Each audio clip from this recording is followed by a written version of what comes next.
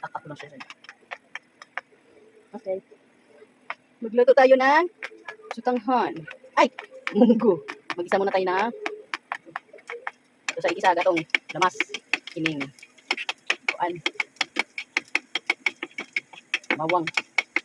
Luto tayo. Munggo. Ako ba nagluto og munggo? Kuan, tuwing Bernes ako, wala dili pareho eh. Gusto mong pa og munggo. Ngano mang Bernes pa magluto, di ba? Luto na karon. Namis ko na munggo. Amo ko kaluto sa probinsya munggo. Dire man nila luto munggo. Mura na ihalo na sa munggo, munggo ra.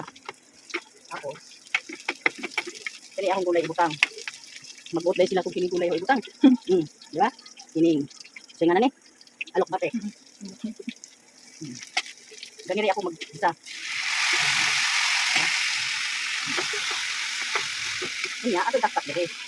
Ay, diba? Tapos utaman pa nato ng sutanghon. Okay, sino dyan? O, di itaktak na nato diha. O, diba? May lasa na siya. Diba? Isa na siya. At lagyan na nato na siyang asin. Lagyan ng asin.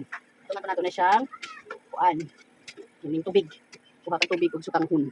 Ako makikita. Ilagay na natin ang gulay. Ito ang gulay natin. You're very masarap. Spinach. Ay, spinach. Dito sa Pilipinas, spinach. Di ba? Spinaching. Ito ang spinaching. Mating ang makain ng spinaching. Spinaching with alokbati. Ay, ay. Nagiyayaan nyo na ako nito. Spinaching with, ano yan? O, di ba? Ang daming gulay. Yan ang healthy living. Kung sa Bisaya, maadong pagkamatay. Joke.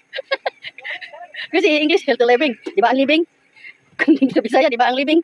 Kanang lugnan. Kabakian maghubad ng English eh. Tama na nga. Luto na siya. Bye-bye.